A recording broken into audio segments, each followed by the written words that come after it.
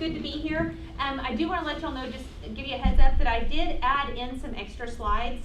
So they're not going to follow exactly. I'll let y'all know where that break's going to be. But Julia did tell me that when you do receive your flash drive at the end, that you will have those slides as well. So I have some extra slides, and I probably won't talk about everything that I have just because there's not enough time. So with that, of course, when we start talking about pre-irrigation, it's always what's happened during the winter, what's our winter drought outlook, and how are we shaping up.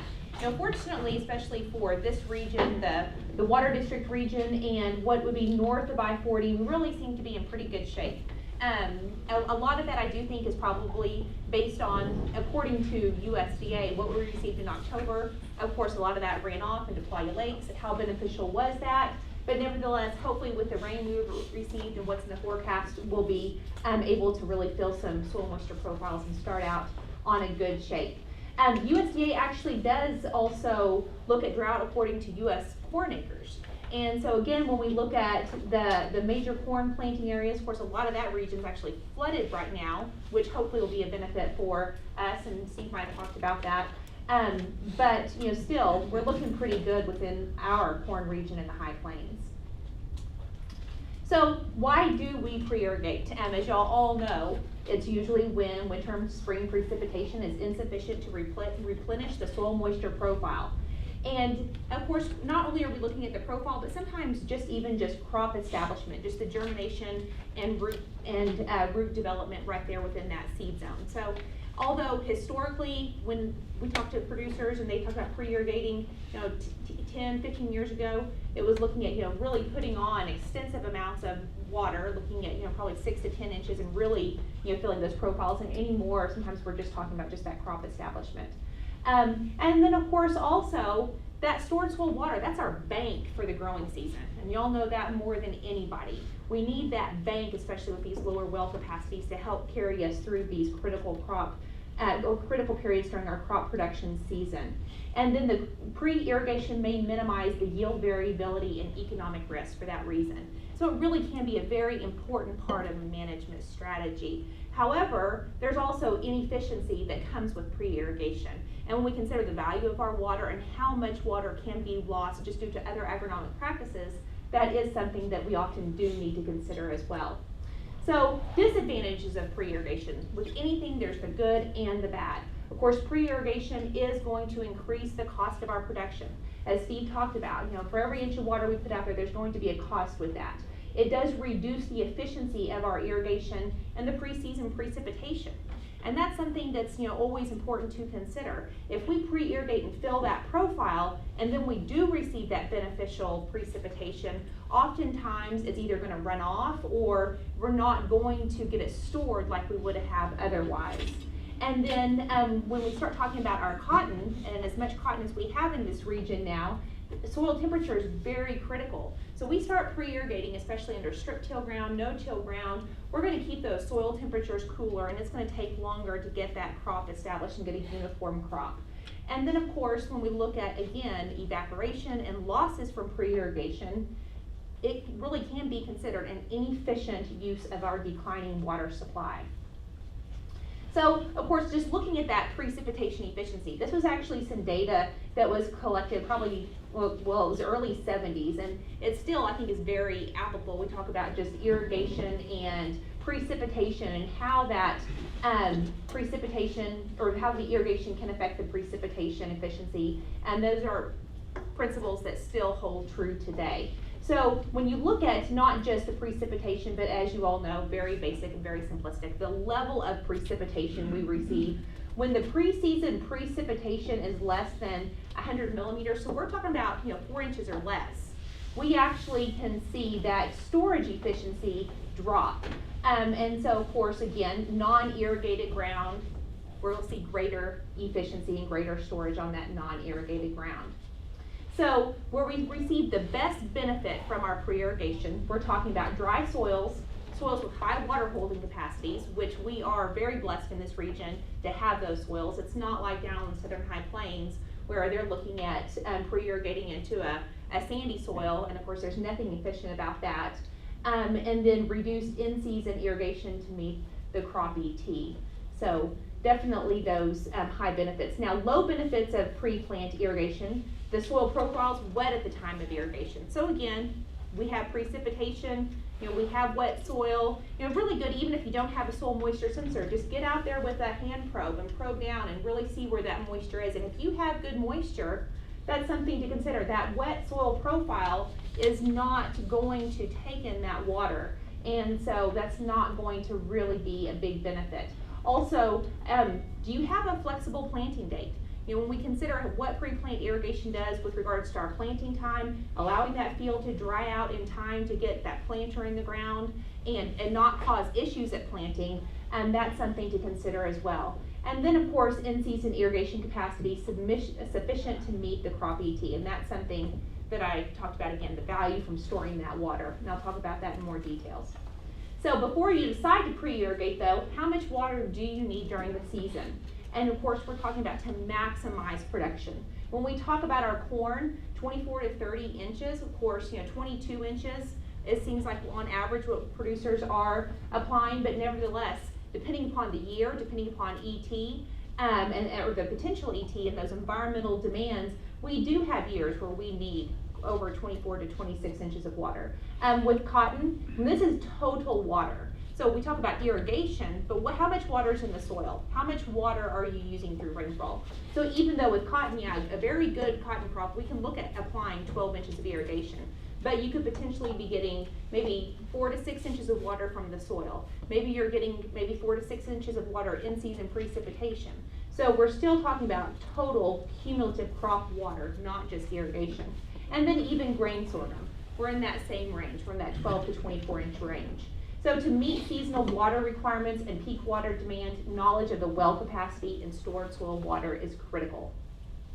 So of course, this is probably, again, information that y'all know better than anyone. When we talk about corn versus cotton and the average water use at our critical periods, that is going to vary between these two crops.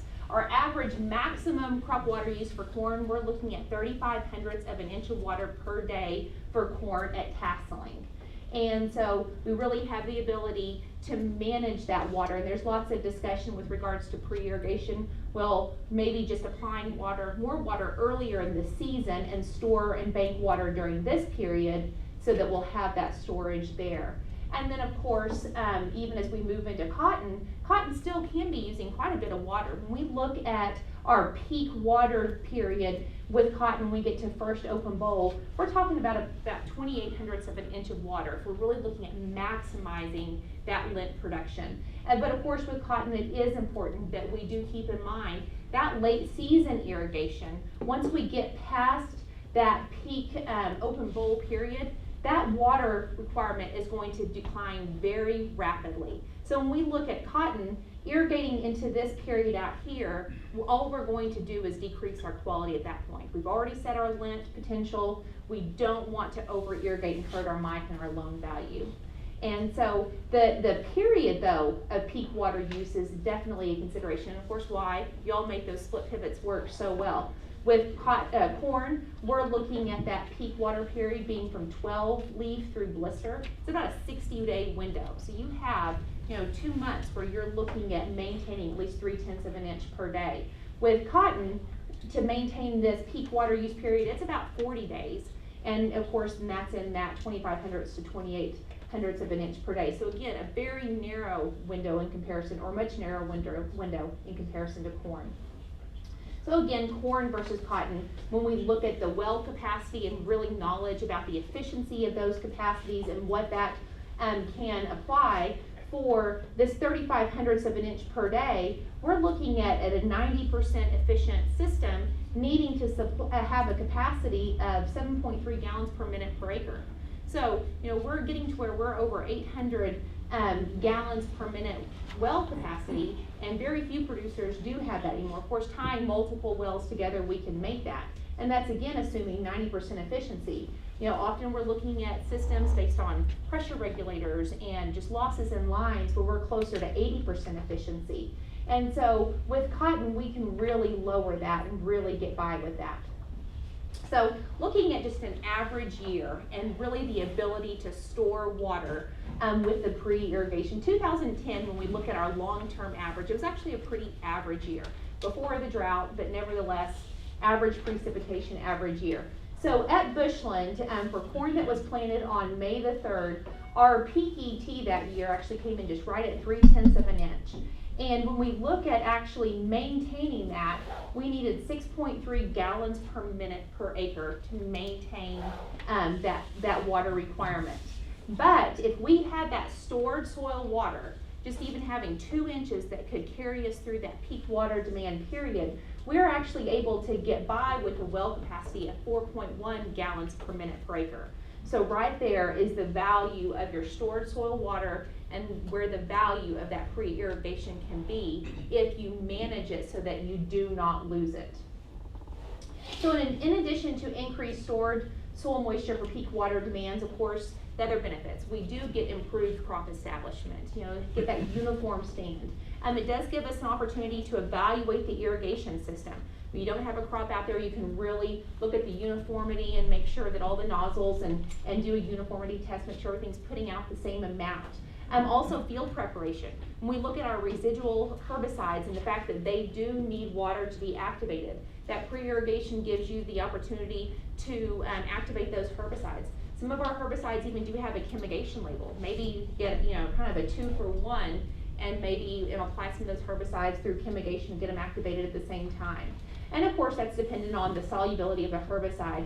But irrigation to activate herbicides really could save you money later. And those are the slides that I've added. I'm going to talk about that in a little more detail, some of the herbicide research that I've done, how and why I think that's a valuable component of our pre-irrigation. So of course, if we do pre-irrigate, we want to make sure that we do leave a little room in that profile for precipitation. We want to make sure that we can maximize the precipitation efficiency during the season. So really, we should not be targeting a soil moisture more than 75% of field capacity. Give yourself a little room to store some rain. And of course, if it rains, maybe lower that to 60 or 50%. But if we do have to pre-irrigate, sometimes the question arises, well, how much should be applied? So I'm going to go into that in more detail. Also, how is the targeted irrigation depth going to affect your targeted planting date? And that is really that consideration about, are you going to have sufficient time for that soil to dry down and not cause compaction issues? And sometimes even the soil surface may appear dry and we can get out there and there's no problem getting through that field. But when those furrow openers are packing the sidewalls of those planting furrows, you can wind up with some rooting issues that can cause a yield drag. So that's always a consideration as well. So is pre-irrigation the most efficient use of this limited water supply? Kind of that first question that I posed.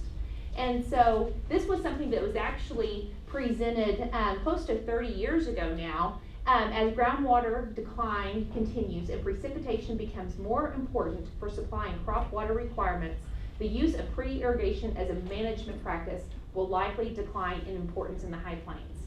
So again, 30 years ago, these projections were being made, but we still do have value, and unfortunately, just because of our environment, we often do still need that pre-irrigation. So if you don't have the water, is this the most efficient use? So prior to starting with AgriLife, about 5 years ago, I actually did work for USDA at Bushland at the research farm. And one of the things that I worked with was especially focused on deficit irrigation strategies and optimizing limited irrigation. And we did come in and actually evaluate the efficiency of a pre-irrigation event. And this would have been in early June. And so with soil moisture probes and actually monitoring real time the irrigation, the change in water, and the evaporative fluxes, we were really able to see how much water evaporated. So looking at this was actually the soil water, and we can see that this was just right there in the soil surface. So we're looking at right in the 4-inch zone. So kind of right there in that planting zone, 2 to 4 inch zone. We can see that this decline in water with time is actually just evaporation from the soil surface.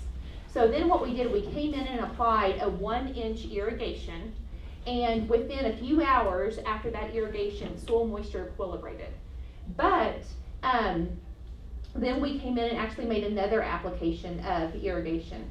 And what we saw though, within the next 4 days, just from a bare soil surface, how rapidly that water evaporated.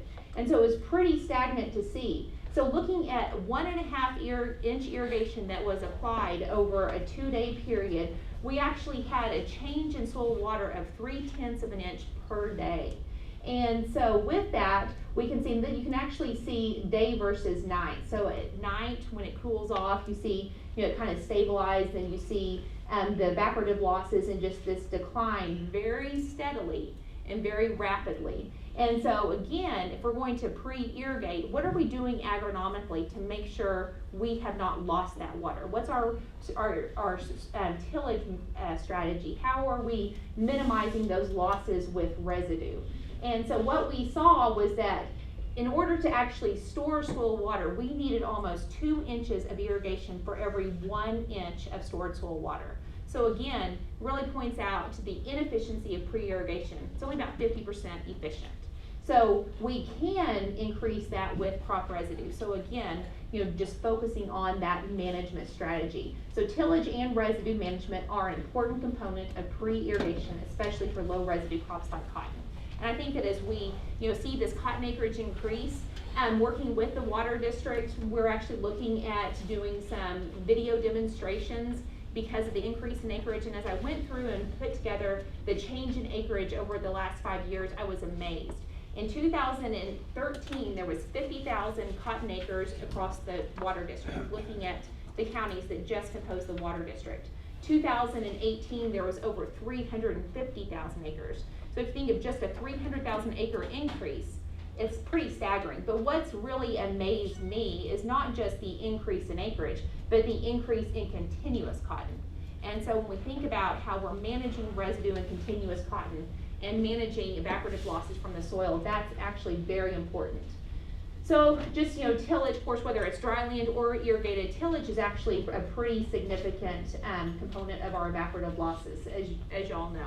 But to me, it's always interesting to have data that verifies what we know. So again, this is some old data that was actually from Bushland. And when they started planting grain sorghum at Bushland in 1954, they actually did start monitoring soil moisture at planting. So this is actually looking at the mean stored soil water prior to planting for dryland grain sorghum prior to 1970. So they're looking at about a 25-year window where they were just incorporating conventional tillage. And with conventional tillage, they had a little over 4 inches of water, 102 millimeters, that was stored in that soil profile prior to planting with conventional tillage. After 1970, they actually incorporated conservation tillage. And so you can see, even in dryland, just the adoption, of course, the first couple years, it seems like, there was quite a bit of variability in there. But what conservation tillage did for that stored soil water. So they went from about 4 inches of water stored with conventional tillage to close to 7 inches on average water stored with conservation tillage. So again, just a lot of value from managing tillage and managing that residue and the value to that. Also, just another example from some other research looking at the difference between a minimum tillage, not necessarily no-till, but just minimum tillage, and conventional tillage. So here's cotton after corn and cotton after cotton. And having that residue from that corn really does not just help with minimizing evaporative losses, but even the yield. So of course, everyone says that this shift in cotton is about the money. And last week I was actually at a PCG meeting, and I found this very interesting, Steve. They were talking again about, all these producers in the northern panhandle are planting cotton because of prices. And a plot was put up, and it was actually looking at the change in cotton prices over the last 20 years. And in 1998, cotton was at 68 cents. So here we fast forward to today, and even though we've seen cotton shift, up to 80 plus, we're still down in that 68 to, I guess, 70-something cent range, depending upon the futures market. And so I truly believe, yes, there is a difference in price between cotton and corn, but if that was the case, if it was 68, 70 cents cotton, producers up here would have been doing that 20 years ago. It's the water. And because there's value and there's profitability, and of course corn prices are bad too, but value in incorporating that cotton into that corn system. So we can see though the value in maintaining the corn in that cotton system and what that corn does for that cotton yield and how beneficial that is. So this is also some data that's from Bushland, and again, pictures are just 1,000 words in my mind.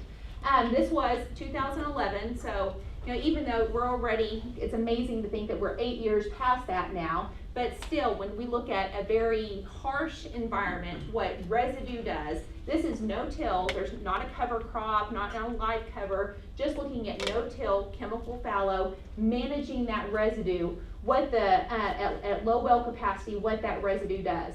So there was 2 tillage treatments, no-till at 2 gallons per minute per acre, and disc tillage at 2 gallons per minute per acre with this. And he also did have different irrigation levels. This was Louis Baumhart, who's the soil scientist at Bushland. And you can see at this low well capacity, so we get down to 2 gallons per minute per acre, we're looking at about 1/10 of an inch per day that we can supply through that irrigation system.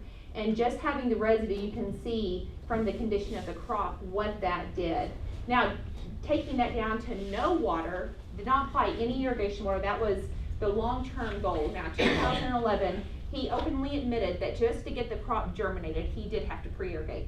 So 1 inch of pre-irrigation in 2011 to germinate the crop, but after that there was no more irrigation applied. And so again, you can see just the value and the condition of that crop. So of course, what does it do to yield?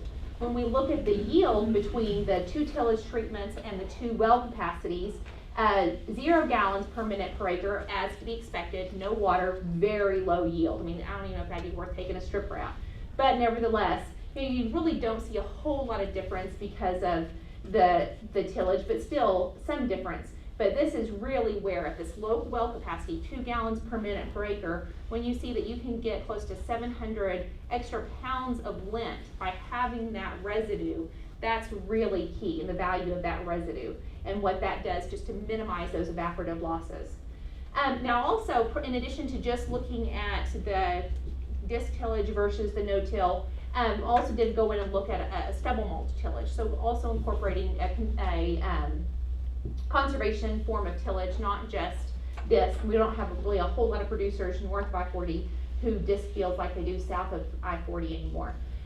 So looking at actually a 4-year period from 2006 to 2009 with 3 different tillage systems, and first looking at what does that do to your stored soil water. So you go out and you pre-irrigate, and depending upon your tillage system, what's that going to do to your stored soil water? Well, the first year of adoption, there really wasn't a whole lot of difference between the 2 tillage systems, and probably not to be expected.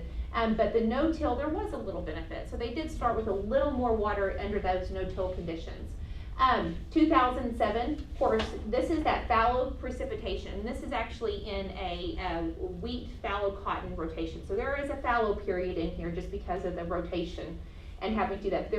2007 was a wet year, 21 inches during that fallow period, but really start to see the benefits of having that residue and what that does. So regardless if it was stubble mulch tillage or no-till, you had the infiltration, you had the reduction in evaporative losses, and the benefits, so almost double the storage there. Moving forward, it kind of fluctuated, but looking at the 4-year average, you really see kind of a nice trend. Disc tillage 5 inches per year, average stored, stubble mulch 6, and then the no-till right at 7.5. So again, a value to maintaining that residue. Of course, what's the yield? That's always the question. You really see that play forward in the yield too, and the value. So just looking at the 4-year average, those yields really do parallel the stored soil water. And then of course, even these are just some plots that he had looking at just what the tillage does to the evaporation. And very similar to what we did under irrigation, they came in and actually had, of course, under very low moisture contents anyway. When you look at 20% soil moisture, you're approaching dry soil. This was 15%. So our saturated soils are going to be about 33% volumetric water content, or 33% saturated for saturated conditions. So here, when we look at 20%, we're starting to get pretty dry. You can kind of still make a little ball, but you're getting pretty dry. So you impose a tillage treatment, and looking at the surface, this 0.05 of a meter, we're looking at right at 1.5 inch. So right in that seed zone we dry out very rapidly in that seed zone. So just some data to show that. And then of course, poorly planned pre-irrigation. There's lots of things that can happen. We can have runoff that reduces the efficiency, high evaporative losses. Of course, I've already really stressed the value of residue pretty heavily. So to improve efficiency, do not pre-irrigate until you know soil texture, water holding capacity, current soil water content, and the potential rooting depth of the crop we're going to plant. And with that, some of these very basics in soils and considering soil texture are very important when we start talking about storing our soil water and the efficiency of our irrigation systems. And so as particle sizes decrease, our infiltration decreases, but our water holding capacity does increase. So it's kind of a catch-22 with our soils, as you all know, because we do have these clay loam soils right in this area. We are able to store water. We have good water holding capacity, but we also have crusting and surface sealing, and we have runoff and greater infiltration. And so really having a good idea of our soil texture sometimes can go into play. We get over into southwestern Dryland County and western Hartley County where it's sandy again. You know, knowing your soil texture and what you would do in those scenarios can be very valuable. And of course, when we start talking about water, oftentimes when we look at our soil moisture probes, and depending upon what the output is for the different sensors, it might tell us how much water we have in that profile. And not all of the water is going to be available though. And as that profile dries down, and as that crop has to expend more energy to acquire that water, that's where we start to see the crop start to stress, start to wilt. And so it is always important to keep in mind, just because your sensor shows you have water, not all of the water is going to be available. There's actually 3 forms of water that's in the soil. There's what's called hygroscopic water. That's water that's held very tightly in those soil pores. We also have capillary water. That's water that's going to be plant available. That's the water we can use. And then there's gravitational water. Now we get a good soaking rain and those fields are saturated. A lot of that water is just going to drain by gravity and is not going to be available. So that's that gravitational water. And here's just a depiction of that. So again, saturated soil, we have water that's going to drain. Then we have water that's going to be available for plant use. But as we get down into this hygroscopic water, even though there's water still there, this is where we hit wilting point. That plant is going to try to expend so much energy to get a hold of that water, it's going to wilt and die before it can even use it. So just keep in mind that depending upon your soil, not all that water is going to be available. And then looking at that by soil texture, we can really see how that varies. So of course, where we have very sandy soils, we're going to have a lot of gravitational water, as we know. You know, it's like building a sandcastle. That water is just going to run through that profile and drain very quickly out. And so because of that, we have very little plant available water, but we also don't have all those clay particles that hold that water very tightly. So we don't have a lot of that unavailable water. We get to our clay loam soils.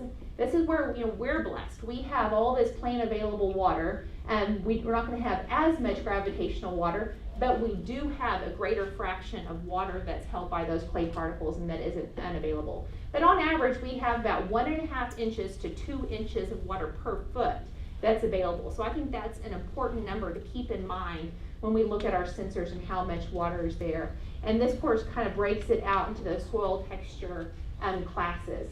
And so again, our clay loams, kind of in this, on average, about 2 inches that we're going to have available. So once we know our soil texture and our water holding capacity of our soil, how long would it take us to achieve a certain field capacity with a pre-irrigation event? And so with that, we really do need to kind of have a good idea of what our rooting depth is for our crop. If we're looking at corn, we're looking at a rooting depth of about 3 feet. If we're talking about a cotton crop, we can see that cotton root down to 4.5, even under dryland conditions, I think they'll even go closer to 5 feet. Of course, wheat, that's another crop that's going to scavenge water very deeply. So that really will maybe impact the depth of the profile and how much water you want to store for later on. So this is an example that I have in there. I'll just, won't go through it in great detail, but y'all can have that for your reference. But if we know a root zone, say corn crop at 3 feet, we our approximate soil water at field capacity, maybe 1.5 inches per foot, and we're targeting a soil moisture of 75% field capacity, we could go through here and think and decide how much pre-irrigation do we need to apply. So our estimated soil moisture before irrigation is 30% of field capacity. If we have an irrigation capacity of 3 gallons per minute per acre, we can only put on about 1.1 inches per week, and that's assuming we have an irrigation efficiency of 80%. So considering the depth and how much water, we need to put on about 4.5 inches of water to target the field capacity that we desire. So then considering our system efficiency and the evaporative losses, assuming again that the residue is going to reduce it or going to be important for efficiency and how that's going to affect the storage, we are looking at time to apply 3.8 inches of water. So where I got the 3.8 inches, I counted for system efficiency, and then I also accounted for those evaporative losses. So looking at in full, 3.8 inches of water at 1.1 inches per week, it's going to take us 3.5 weeks to apply that amount of water. So kind of gives you an idea if you're targeting, say, you want to target a May 1 planting date, and you want that field to dry out in time, kind of give you an idea of how to work through that and how you, the time window you want to get into the field. So as I thought about pre-irrigation and thought about what I've done with extensions, when I came to extension, I was actually given the opportunity, I laughed about the opportunity, to do herbicide research. And I am not a weed scientist by training, and I will admit when I started, I did not have a great appreciation for all the different herbicides and all the different chemistries that were out there. It was very daunting. But having worked in irrigation and worked in crop physiology, one of the first things that I noted as I went through herbicide plots was how weed pressure affected crop physiology and crop water use.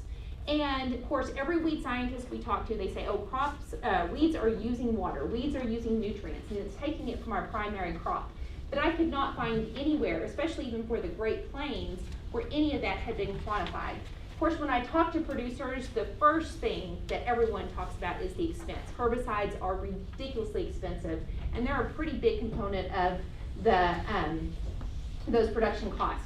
And then, of course, the weeds are using water. And so I started thinking about that. Well, what is the return on investment for those herbicides?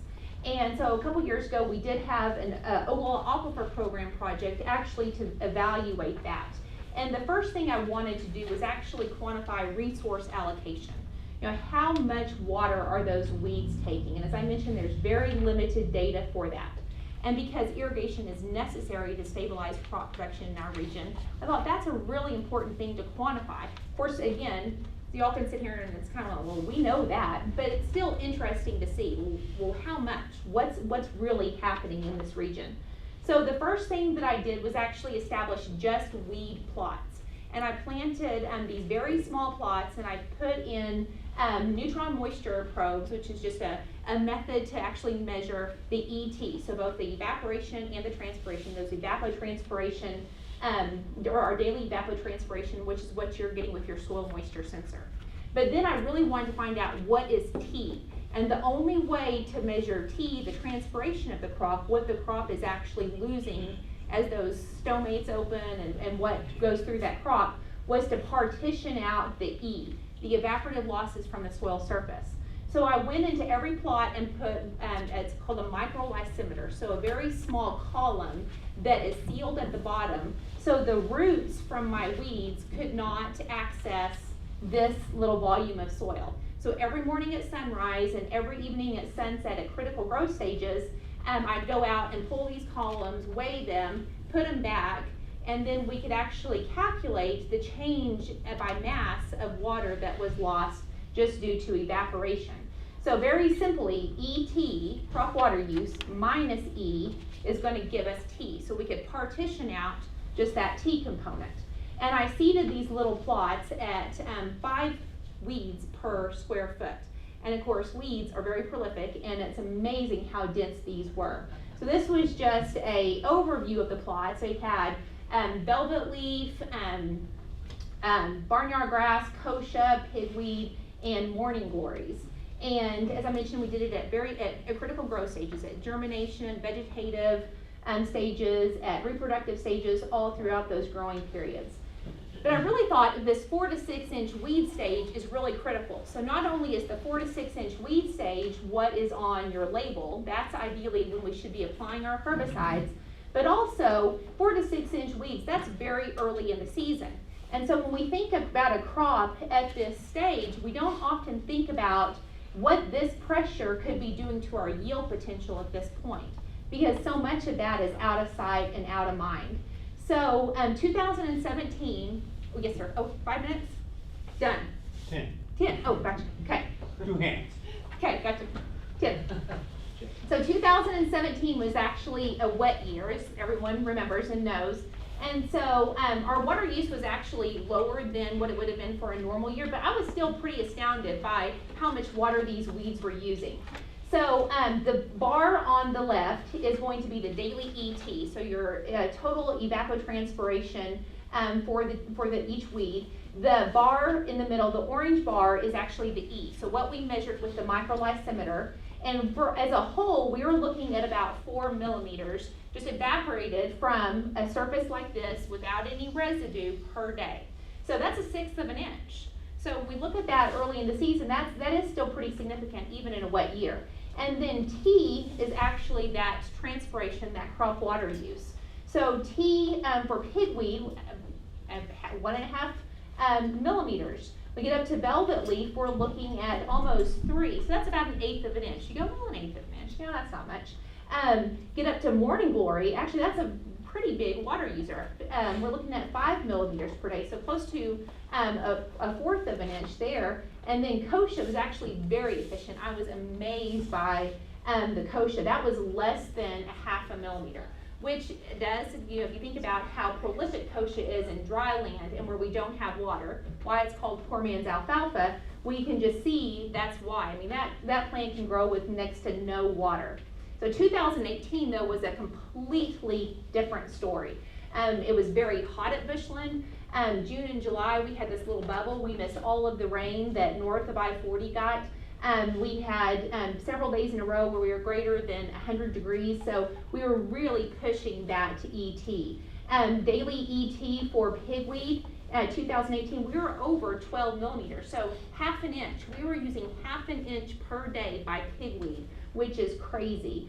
Just looking at the E, those evaporative losses from the soil surface without residue, we're approaching 9 millimeters. So when you think about that also, a little over 1/3 of an inch per day just lost to evaporation. And then T, anywhere from 1 millimeter to about 4. Kochia was actually it was not representative in 2018, although it was very low. We had a hard time getting our kochia established, which was crazy because I don't, kochia will grow as much in a parking lot. But nevertheless, we're still looking at a lot of water. So even though we look at this and we go, okay, well, what does that do? Well, cumulatively though, if we think about a combination of several poorly controlled weeds, yes, it's 1 to 4 millimeters per day, but that's 0.3 to 1.1 inches per week that could be used by those weeds. So again, we go pre-irrigate, but we don't get our pre-plant herbicides out and we don't have that residual activity, these weeds have the potential to use all of the water that was stored by those pre-plant herbicides, stored. So that's really where there's the value to those pre-plant herbicides. And as I've done this research, it has really strengthened in my mind that just having those residuals out, that's the most important herbicide application of the season, especially I think in our semi-arid regions. I know again weather and there's always issues that we don't get in the field in time, but nevertheless, I think that's just something that this really shows that. And especially at low commodity prices, often the producers who call me, they're not working with a crop consultant, they're looking for a generic, they're looking for every option they have to cut those input costs. And this is something I really stress, that if we're trying to cut input costs, pre-plant herbicides should not be the input we should be cutting. And so what we did show, okay, so yeah, weeds are using water, but what does that do to yield? And so phase 2, we worked with a graduate student from WT and actually did go in and quantify the effect of weed pressure on crop yield. Now, especially to this group and to any group, I always point out, I know my yields are very bad. No one is going to be impressed by 140 bushels per acre. But I will say at the Bushland Research Farm, I am allocated to the farthest piece of land away from anybody. No one wants to be close to me and my weeds. I truly get that. And the corn breeder is going to get all the well capacity. So I kind of get the leftovers. So this is very limited irrigation capacity. But it still does show the value of these herbicides. So not only did we look at yield, but we also looked at leaf area. And as I showed you, this picture here, when we look at what weeds are doing to crop development at this stage, it's pretty significant. So 28 days after emergence, about V8, we came in and we measured the leaf area index. And of course, that leaf area is going to be like your plant solar panels. Those are so important to capture the photosynthate, and that photosynthate is going to become the carbohydrates and what's necessary for yield. And then of course, also at these stages, that's when we're setting our ear size. And we don't want any competition to affect the development of that ear size. So we can see, looking at 5 different herbicide treatments, we had 4 different pre-plants. We had Jourdan, which is a Syngenta product, FMC's Anthem, Bayer's Balance Flex, and Dow's Resicor. As a whole, we really saw that our leaf area was better for those treatments. Now we got up to B13, 49 days after emergence, we measured leaf area again. And one of the things that stands out is that once those plants start behind, they stay behind all season. It's like that lightweight cap. That cap is never going to gain the weight that you would hope. It leaves your farm at a light weight, it goes to a yard at a light weight, it just never catches up. And so we see that. And then of course that translates to yield. And we had a 60 bushel yield reduction just by having that. Of course, it's heavy weed pressure in our case because we don't have any herbicides out, but nevertheless, that really shows the return on investment there. So when you think about 60 bushels, even at $3 to $4 corn, you're looking at about $180 right there. That's going to cover that pre-plant herbicide. Whether it's $30 to $40 per acre, you've paid for that, and there's a return on that investment. So I just really think that we talk about pre-irrigation, there's so much value to maintaining our weeds to maximize that. Now also, I'm not going to go into the planting dates in great detail because of time, and that information is in your handout for you to review. But again, just the importance of allowing that field to dry down, not just at the soil surface, but think about the sidewalls and what's happening with the planter and how those furrows are being compacted by those furrow openers and what that can do to rooting depth. Because often we're only looking above the ground, but so much of what happens to our yield drag happens below the ground. And we want to make sure that we're getting good root development as well. Targeting soil moisture, let's see, I'm going to go to planting dates. So those optimum planting dates, of course, we have this range for corn, mid-April to early June, but later really is an option. When we look at actually managing water and pushing tasseling to a more favorable period, of course, the question always comes up, well, what about crop insurance? We're past that June 5th deadline. Of course, you can still take out hail coverage even if you were after June 5th. But when we talk about managing water with earlier hybrids, that really can be an option depending upon the rotation.